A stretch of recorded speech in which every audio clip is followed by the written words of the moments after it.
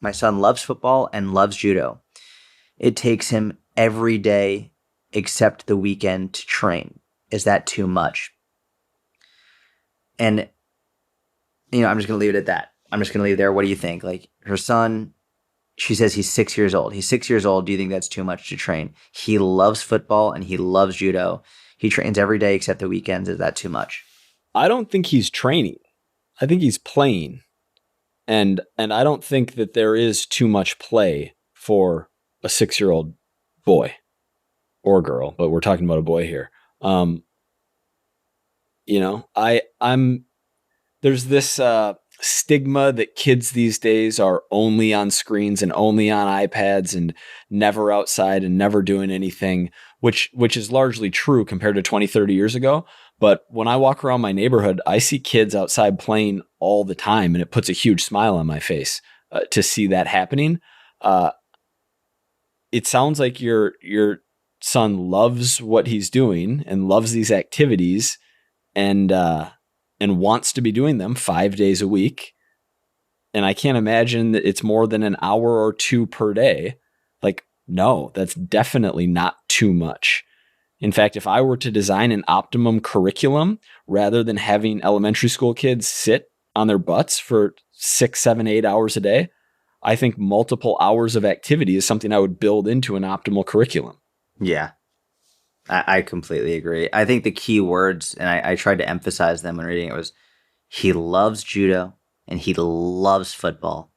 He loves it. If the question was, I put my child into this activity that he doesn't really like, but I'm forcing him to do it, do you think I'm overtraining my child? That's a completely different fucking question. Mm-hmm. If he loves judo and he loves football and he loves soccer and he loves rock climbing and he loves whatever, then he's playing just like you said, and that's amazing. And you're not overdoing it at all.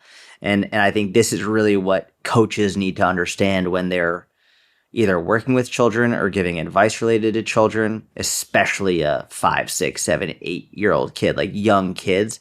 Play, fun, enjoyment. I would coach a number of either youth sports teams, or I would even have parents bring their kids in when they were between 6, 7, 8, 9, 10. And any coach who's worked with kids will probably smile as I'm about to say it, but getting them to pay attention is a bitch.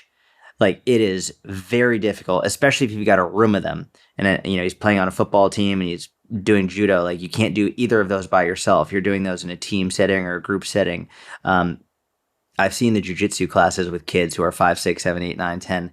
They're fun. The vast majority of it is just fun and play, little bits of actual practical self-defense learning here and there, but the vast majority of it is they're just wild and they're having fun, as they should be. And that should be the main focus and main goal of any training program for a child, is just fun and play and learning and movement and team building and understanding, like, communication and respect.